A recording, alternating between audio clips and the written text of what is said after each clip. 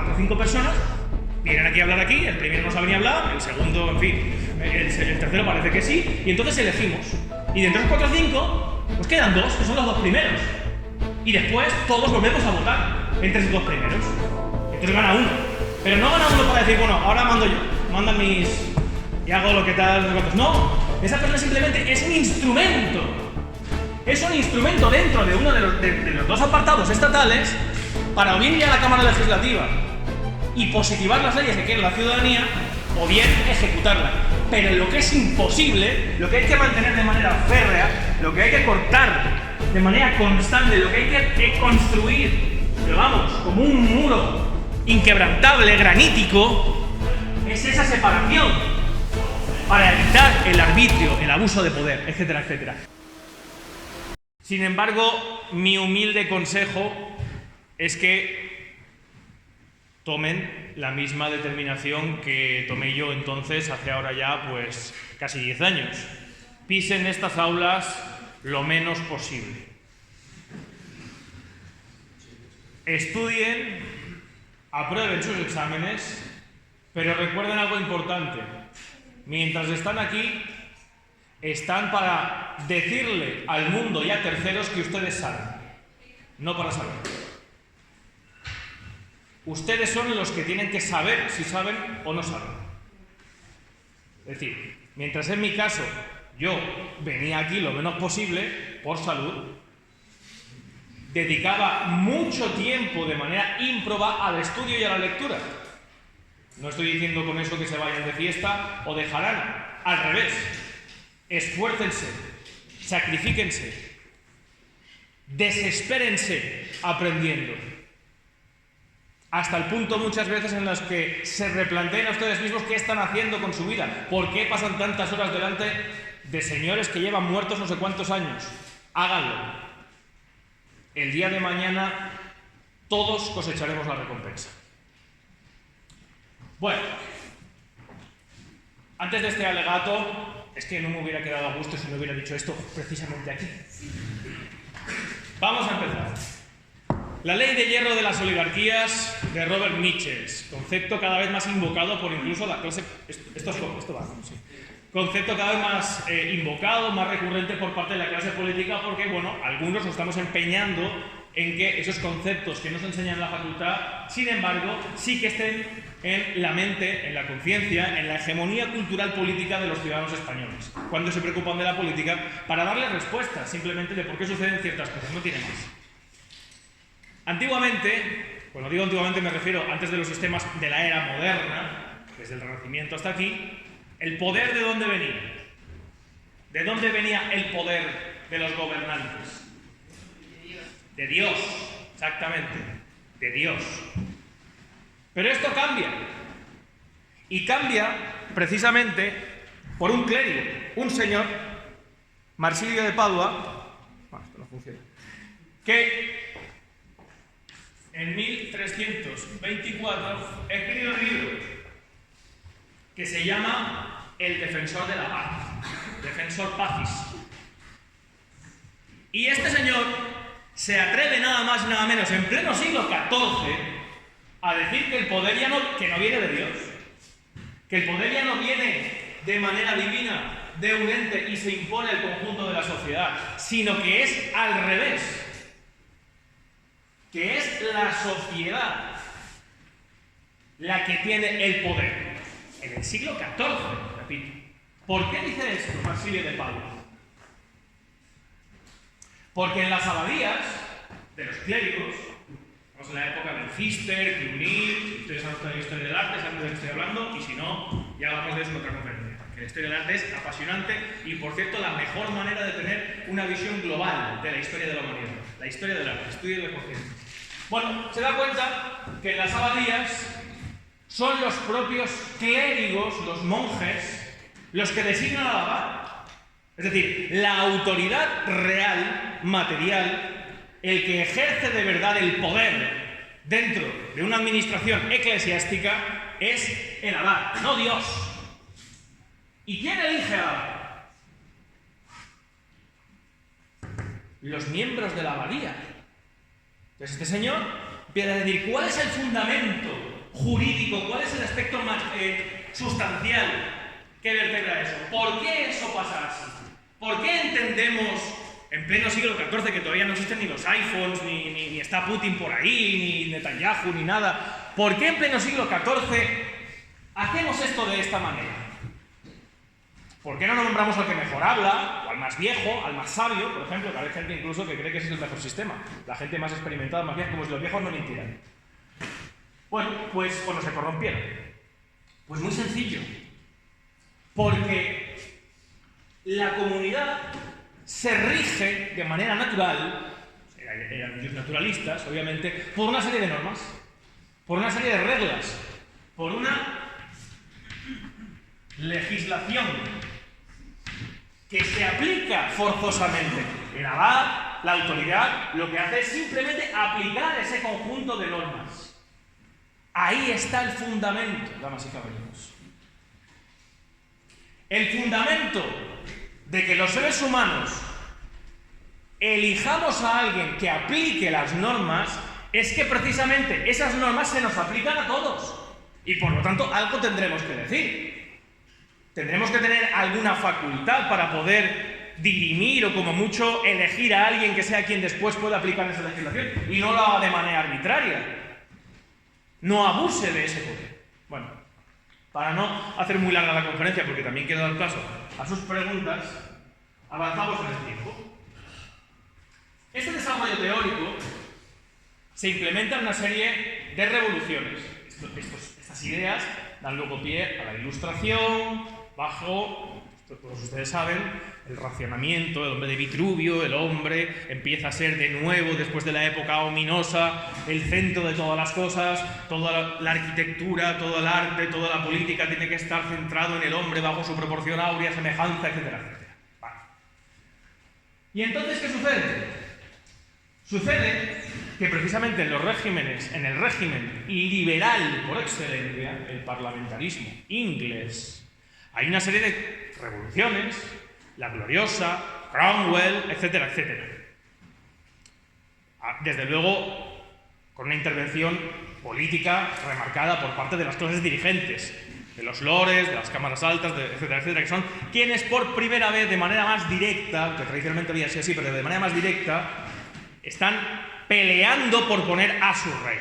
Jacobo, Guillermo, uno a favor de una serie de concesiones a estos promotores, a esta nobleza, otro no, que quiere volver a esa teoría en la que es Dios el que le da al rey la potestad y él el que tiene que hacer y deshacer como él quiera. Bueno, pues resulta que vence este fundamento, que es el germen del liberalismo. Y aprovecho para decir esto, señores, por una razón, y lo digo claramente, ya lo he dicho, pero lo vuelvo a decir: en España no hay liberales. No existe el liberalismo político en España. Existe la filosofía liberal solamente de una escuela, que es la austríaca. No existe el liberalismo en España. Lo que existe es el conservadurismo, porque aquellos que se hacen llamar liberales solamente gustan de conservar el aspecto material y se dejan de lado el aspecto fundamental del liberalismo, que surge en la burguesía y que se fundamenta en que son aquellos a quienes se les aplica la legislación los que tienen que poder defenderse del poder. Este es el fundamento del cual algunos se olvidan. ¿Por qué estoy hablando de todo esto? ¿Por qué estoy dando tantas vueltas? ¿Porque quiero rellenar el tiempo y he llegado tarde? No sé. Porque ahí es donde está el germen que después da pie al aspecto fundamental que se consagra en esas revoluciones, empezando por la del Reino Unido, siguiendo por la de Estados Unidos, y ahí se acaba. Podríamos hablar luego de la Revolución Francesa. En la Revolución Francesa también se inicia la Revolución Francesa bajo ese paradigma, con el abad de Sieyes, pero después fracasa esa idea porque triunfan las ideas de Rousseau. ¿Qué fundamento es ese? El que nace con Basilio de Padua, a través de que es a quien se aplica la legislación el que tiene que elegir, designar, controlar el poder.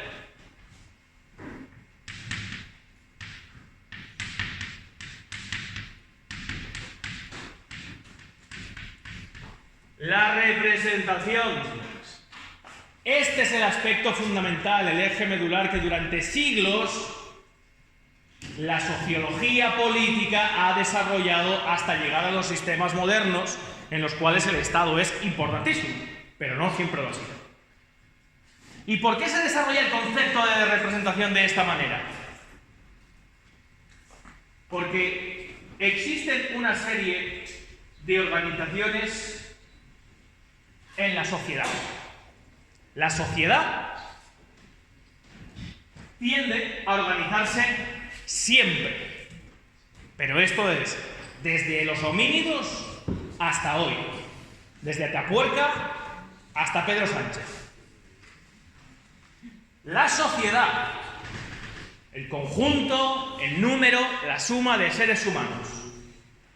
¿Y qué pasa? Sucede que en todas las sociedades existe organización, ¿vale? Las sociedades no son de cualquier manera, uno por aquí y tal. Siempre el ser humano tiende de manera social a la organización. Y la organización siempre requiere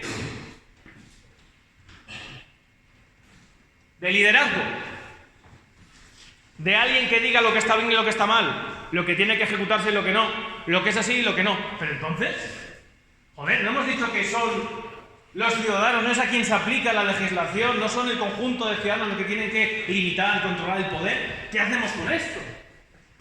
Si de manera natural nuestra pulsión, nuestro cuerpo social, nuestro corazón, nuestro latir, nuestro ADN, como seres vivos, como animales, es gregario, es de organizarnos y de que alguien nos mande, nos dirija. Ese es el quid de toda la cuestión, señores.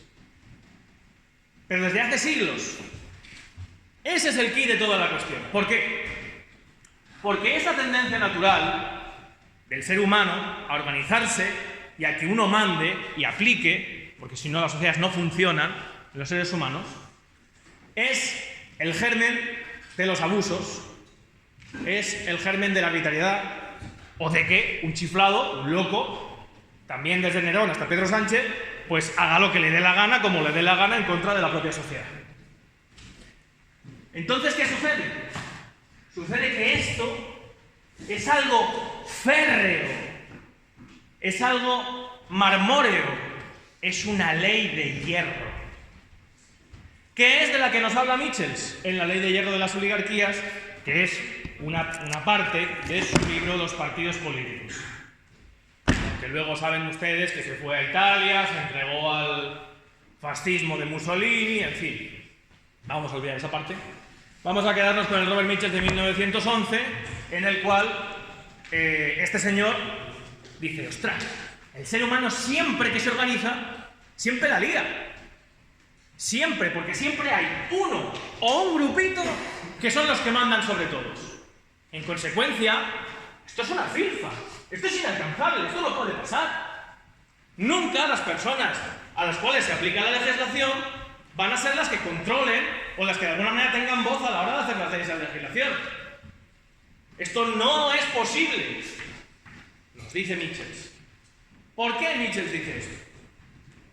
Además murió un hombre muy pesimista. Él consideraba que la democracia no existía. Muy sencillo. Porque Michels solo entendía, en la Alemania de la República de Weimar, lo mismo, por eso es tan actual, que hoy entienden los españoles. Esto. Hay una confusión aquí muy grande y que vamos a dar otro salto en el tiempo. Me voy a quedar sin pizarra, pero esto pinta, ¿no? Sí, vale.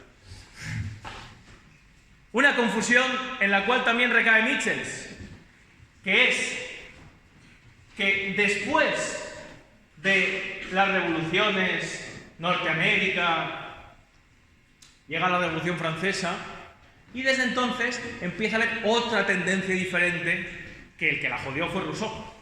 Rousseau cogió a Montesquieu, que es quien desarrolla la idea original de Marsilio de Padua, la aplica a los padres fundadores en Estados Unidos, en 1777, con la confederal y después con la federal.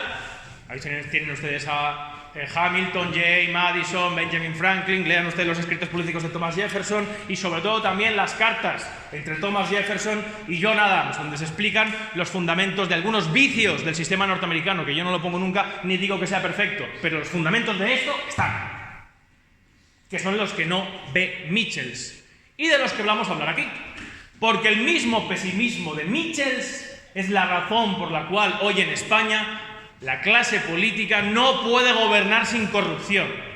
Y fuera de los corruptos están los idiotas, que se agarran a esa corrupción como una losa sin darse cuenta que les está llevando al fondo del mar, ahogándose. Los españoles, los ciudadanos en Europa continental, fundamentalmente no solamente España, están ahogándose en corrupción, literalmente. Y la solución es agarrarse más fuerte al fundamento de la corrupción que les está llevando como un peso muerto al fondo.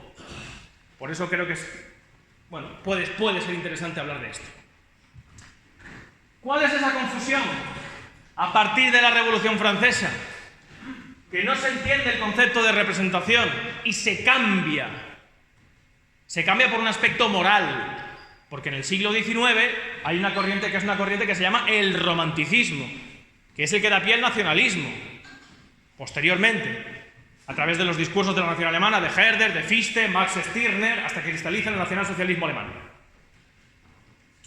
Bueno, ¿cuál es la diferencia? ¿Cuál es la confusión? ¿Con qué se confunde la representación? Con otro concepto que no tiene nada que ver.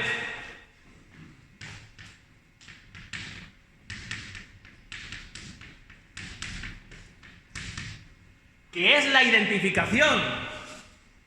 Volvemos aquí. Y ahora verán ustedes por qué.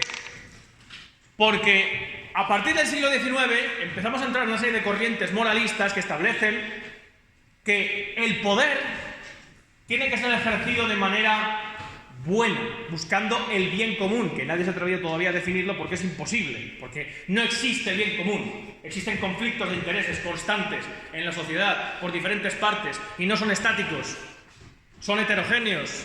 Y se sustituyen y se confrontan. Aquel que habla de un único interés y bien común es porque quiere imponer su idea de Estado al conjunto de la nación. Bueno, ¿por qué pasa esto?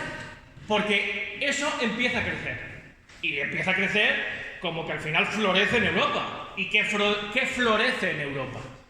El nazismo, el fascismo, el faccionismo, después fue el franquismo en España, etcétera, etcétera.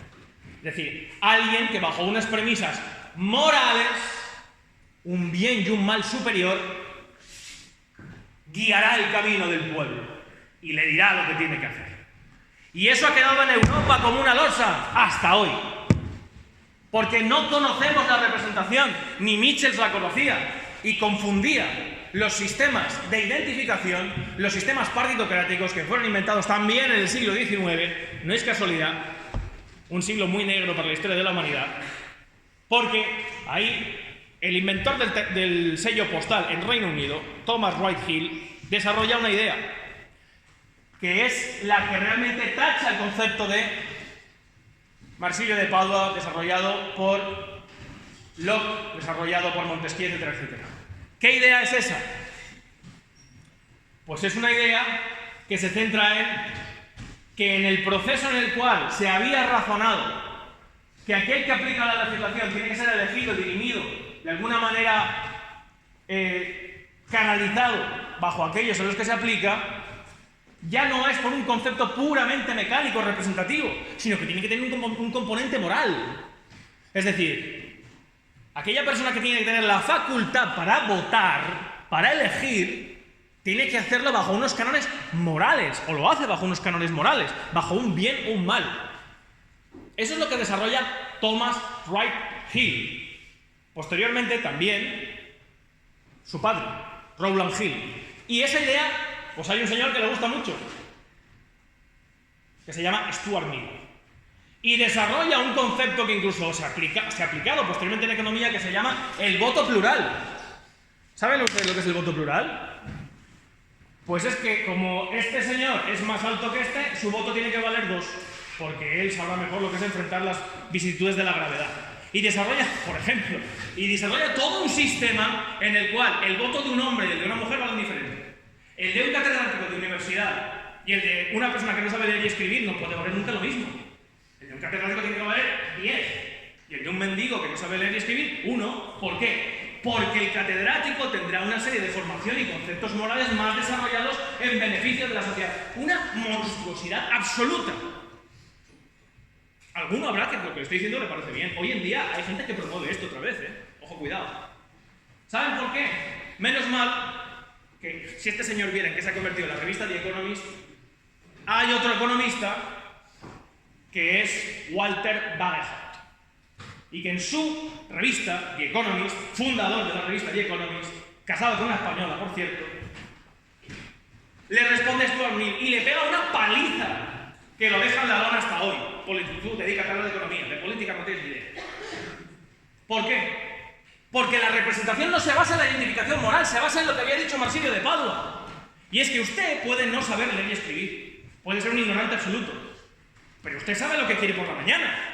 Usted sabe si necesita comer, necesita carreteras, usted sabe sus necesidades. Y la representación se basa en eso. No se basa en un bien o un mal de todos. Eso es una imposición superior. Eso se desarrolla posteriormente, es una justificación del poder para decir yo soy quien va a guiar el camino del pueblo. Pero los ciudadanos individualmente, usted sabe qué es lo que quiere. Generalmente, comer, dormir, un techo y reproducirse de vez en cuando se puede. Aunque hoy está jodido. Por cosas que no vienen al caso. Pero también después una serie de necesidades de realización personal, laborales, sociales también. Eso es lo que vertebra la representación, señores. Por eso hay una respuesta muy buena, a ver si carga esto, a Robert Michels. Bueno, voy a terminar con esto. ¿Qué pasa? Que desgraciadamente en Europa continental, efectivamente, el concepto de representación se borra y triunfa el concepto de identificación. Unido a algo monstruoso que es una rémora anterior a la Segunda Guerra Mundial.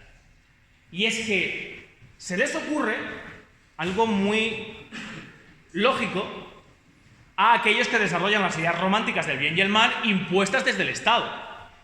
Pero ¿cómo justifico eso? ¿Cómo justifico que la sociedad a la cual se aplica la legislación apruebe todo lo que yo haga como dictador? Y se les ocurre algo fantástico. Dicen, bueno, las organizaciones sociales de la cual yo soy líder, ¿qué pasa si ya no están en la sociedad? ¿Qué pasa si las convierto en el Estado? ¿Qué pasa si las organizaciones son los partidos, los sindicatos, agrupaciones sociales tendentes, siempre ineludible que haya siempre una jerarquía y por lo tanto una ley de hierro, que alguien mande dentro de esa estructura social, la convierto en la estructura del Estado? Pues se inventa el fascismo, el nazismo y el totalitarismo en Europa continental. ¿Y saben qué pasa? Que esto es lo mismo que tenemos hoy, porque nadie lo ha borrado. Nadie lo ha cambiado. ¿Y saben cómo hacen esto? Cogen a los partidos y a los sindicatos que nacieron como organizaciones civiles, es decir, el poder nos fastidia, actúa en contra de los ciudadanos, le da igual las necesidades porque él tiene otros planes, otras direcciones de guerra, económicas, etcétera, etcétera. Y entonces nosotros nos organizamos contra el poder, socialmente, porque los seres humanos de manera individual no tenemos fuerza, que es todavía el pensamiento que algunos no han superado. Necesita un grupo. El grupo sí tiene fuerza. ¿Por qué? Porque es capaz de desarticular el funcionamiento de la sociedad. Bueno, pues entonces cogen y esas organizaciones civiles que habían nacido como civiles para oponerse al poder, para oponerse al Estado, las convierten en poder, las convierten en Estado. ¿Cómo? Siendo obligatorio, permanente órgano del Estado pagado por el dinero de todos. El funcionamiento de los partidos deja de atender esas necesidades para las que nacieron, de organización civil, de lucha contra el Estado, y pasan a ser instrumentos pagados, financiados por el Estado. Entonces, esa organización, ¿a qué atiende ya? ¿Atiende a lo que querían los ciudadanos que la formaron? ¿O atiende a las necesidades de la estructura para la cual sirve, se mantiene, se sostiene, la desarrolla, la hace crecer? A lo segundo, al Estado. Eso es lo que tenemos hoy, damas y caballeros, en Europa continental. Pero lo tenemos justificado. Lo tenemos justificado porque hay después de la Segunda Guerra Mundial, hay un presidente, el Tribunal Constitucional de Bonn, que en 1947, Gerhard Leichtholf, dice que esto es una maravilla. Dice, hombre, vamos a ver, es que esto ha conseguido algo fantástico, que es que ahora ya no hace falta la representación, que es un jadeo. ¿Cómo se elige? ¿Quién elige? Siempre hay uno descontento, porque siempre tiene que haber una mayoría. O gobierna una mayoría o una minoría. Siempre hay una parte que se queda descontenta o no llega a sus aspiraciones. Pues eso es un cacao. Y dice, esto es una maravilla, lo que ha pasado, borrar estas ideas y centrarnos en el concepto de identificación, porque entonces el Estado, pagado, sustentado con el dinero de todos, ahora mismo ya representa a todos. ¿Suena esto?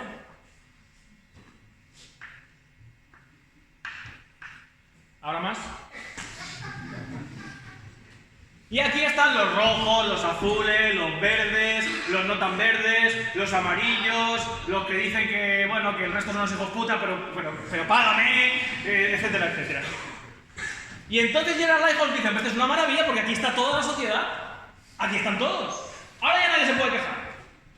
Aquí están los que quieren pegarle a los negros, los que quieren libertad para todos, los que no quieren inmigración, los que dicen que España es comunista, los que dicen que es fascista, los que dicen que es misógina.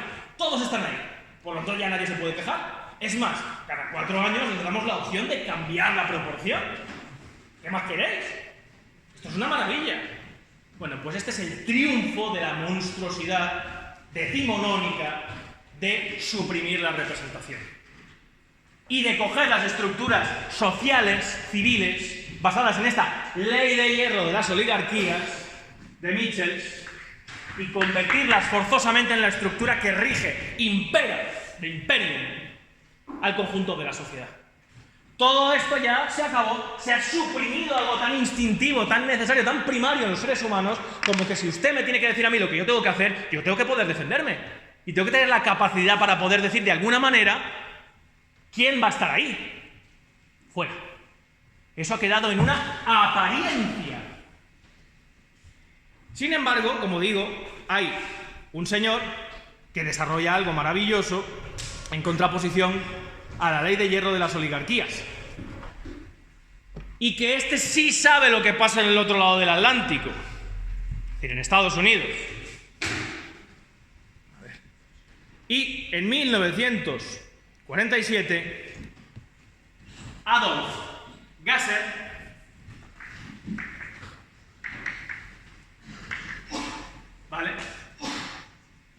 le dice a Michels, no tienen ni idea. No tienen ni idea, eres un pringao. Porque esto que me estás contando... Uy, ¿esto? Un sabotaje. Esto que me estás contando aquí no tiene por qué funcionar así. No tiene que funcionar así porque simplemente estamos hablando de algo de lo que te has colado. Estamos hablando de la sociedad. Estamos hablando de que las estructuras sociales funcionan así. Vale, eso es una ley natural, social, que nadie puede cambiar. Esa es la ley de hierro de las oligarquías. Quien les diga a ustedes que su partido es democrático, o vete con ese cuento a otro lado. No puede existir nunca un partido democrático, ni un sindicato democrático. Eso es una filfa. Eso es una mentira. También en la Constitución española. Bueno, todavía llevo años estudiando la Constitución española a ver si hay alguna verdad. Alguna coma o algún punto tiene que haber por ahí que no sea mentira. Bueno, pues entonces esta estructura social, dice Gasser, es que el problema de esto es que te estás olvidando de una cosa. Y es que aquí no hay solamente una estructura, en la sociedad hay más de una. ¿Verdad?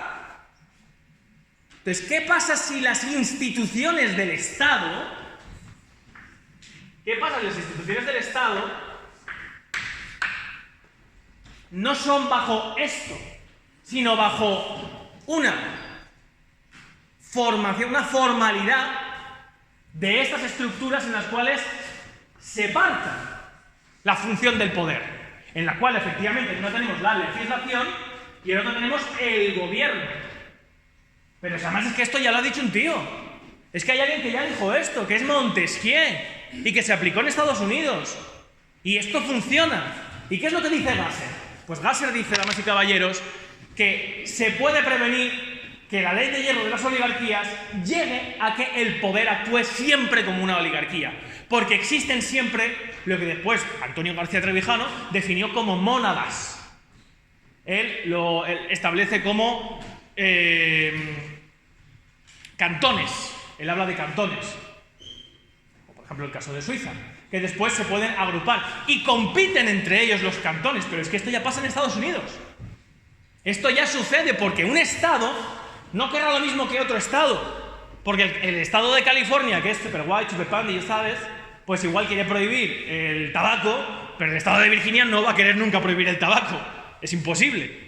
Ahí es donde está ese equilibrio de fuerzas muchas veces. ¿Qué pasa si llevamos esto a la estructura pura, a la teoría pura de la formación del Estado? Pues nos encontramos que hay una manera de salvar la ley de las oligarquías de la cual nos estamos olvidando porque estamos abrazando esto. Y es que, si por mayoría, si frente a esto, ustedes nunca van a ver en Estados Unidos este quesito. Siempre van a ver este. En un lado el jepeto de Trump y en otro lado el jepeto de Biden. O el del congresista no sé quién y el congresista no sé cuántos. O el senador no sé quién o el senador no sé cuántos. ¿Por qué? Porque hay un sistema de criba. Si esto es un pueblo, a ver, ¿cuántos quieren gobernar aquí? ¿Cuántos de ustedes saben, conocen, están versados, interesados en los asuntos sociales que sepan lo que quiere la gran mayoría y pueden actuar en su beneficio? Y tenemos aquí pues 4 o 5 personas. Vienen aquí a hablar aquí, el primero no sabe ni hablar, el segundo, en fin, el tercero parece que sí, y entonces elegimos. Y de entre los 4 o 5, pues quedan 2, que son los 2 primeros. Y después todos volvemos a votar entre esos 2 primeros. Entonces gana uno. Pero no gana uno para decir, bueno, ahora mando yo, mandan mis... y hago lo que tal, no sé cuántos. No, esa persona simplemente es un instrumento. Es un instrumento dentro de uno de los 2 apartados estatales para o bien ir a la Cámara Legislativa y positivar las leyes que quiere la ciudadanía, o bien ejecutarlas. Pero lo que es imposible, lo que hay que mantener de manera férrea, lo que hay que cortar de manera constante, lo que hay que construir, pero vamos, como un muro inquebrantable, granítico, es esa separación para evitar el arbitrio, el abuso de poder, etcétera, etcétera. Esto, damas y caballeros, que lleva 300 años inventado, este muro en Europa no se ha construido. Nunca, jamás. Se llama Constitución. Constitución. ¿Saben ustedes la única que hemos tenido en Europa? Continental, como tal, puramente. Luis XVI. Porque Luis XVI nombraba al gobierno y el pueblo nombraba al legislador. Había una separación plena, absoluta. Bueno, pues esto es lo que previene que la ley de hierro de las oligarquías, que funcionan los partidos, que funcionan los sindicatos, se convierta en la estructura decimonónica que gobierna al conjunto de los ciudadanos. Que ese poder superior sea el que diga lo que está bien y lo que está mal, se lo imponga, a través del control de los medios de comunicación, lo venda, consiga la hegemonía cultural, les convenza de que sus problemas realmente... Como veo aquí entre 18 y 35 años, sus problemas no es que no puedan conseguir una hipoteca, ni un coche, ni que no trabajen. No, háganme caso. Su problema es que España es misógina, fascista, comunista, la inmigración. Esos son sus problemas. No, cállese. No, déjeme de tal, tenga 200 euros para irse el fin de semana, esos son sus problemas. Entonces, aquí es donde nos interesa. Damas y caballeros, mientras no rompamos esta conciencia, mientras no dejemos de atender esto, no podremos construir una libertad europea. No podremos romper institucionalmente esa ley de hierro de las oligarquías, que es falso que opere siempre en toda estructura de poder. Eso es falso, no es verdad. Opera siempre en toda estructura social, pero las instituciones, el Estado, no es la sociedad. De hecho, no hay nada más incivilizado, más contrario al comportamiento humano que el funcionamiento del Estado. Por eso, precisamente, tenemos que procurar que su construcción, su institución, sea en beneficio de los ciudadanos. Y a lo máximo que podemos aspirar los ciudadanos es a que el poder no se inmiscuya en todo lo que le dé la gana, que tenga límites, que tenga control, que tenga un sitio donde no pueda traspasar, que es otra estructura análoga, la legislativa y la ejecutiva, que sean las que se controlen mutuamente. Mientras eso no se instituya en España y en Europa continental, lo más cercano que hay es en Francia, seguiremos en una vorágine de decadencia, de destrucción de nuestro porvenir, de deuda perpetua, de empobrecimiento y de... Ya verás tú cuando salga. Hostia, se ha emocionado tanto que se ha meado, tío. Bueno, que además, construida, porque esto no es baladí, para atender a los intereses foráneos. Esto se aplicó en Europa, no de manera arbitraria, no de manera casual, porque alguien vence en Europa continental y lo trae, y lo impone, bajo la misma premisa que aquel que la concibió. Porque Thomas Wright Hill, que inventó esto, originariamente lo concibió y después se aplicó en Australia, una colonia británica, que así la tenían controlada. ¿Por qué? Porque así sí consigues que la ley de hierro de las oligarquías opere como el funcionamiento del Estado. Así solamente tienes que controlar este triangulito de aquí, que son los jefes de cada partido, los jefes de cada segmento. Si tú los controlas a 4, o a 5, o a 2, como muchos años ha estado en España, ya está. Controlas todo el Estado, controlas todo el funcionamiento institucional de un país, todo.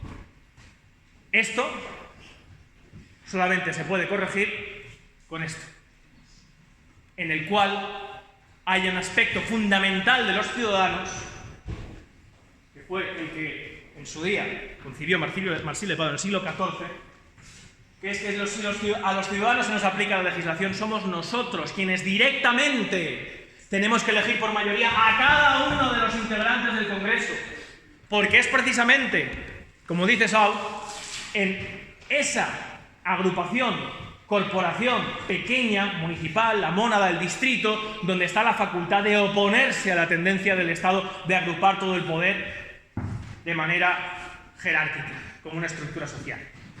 Entonces yo simplemente, pues, les invitaría a todos ustedes a que algo tan sencillo, espero haber podido hacerme entender, aunque seguro que muchos de ustedes todo esto ya lo han oído, si son seguidores míos, y si no, pues bienvenidos. Esto es lo que hay que difundir. Esto es lo que hay que conseguir, una hegemonía cultural. Mientras no consigamos que una parte importante de los ciudadanos de este país entiendan que los principales y capitales problemas troncales de cainismo, de fractura social, de empobrecimiento, derivan de esa estructura, pues podemos llegar incluso al desmembramiento, a la destrucción del propio sujeto colectivo, la nación. Y estamos en ese camino. Así que yo simplemente les invito, además de ser unos fantásticos oyentes y asistentes a esta conferencia, a ser activos en la defensa de estas ideas. Nada más.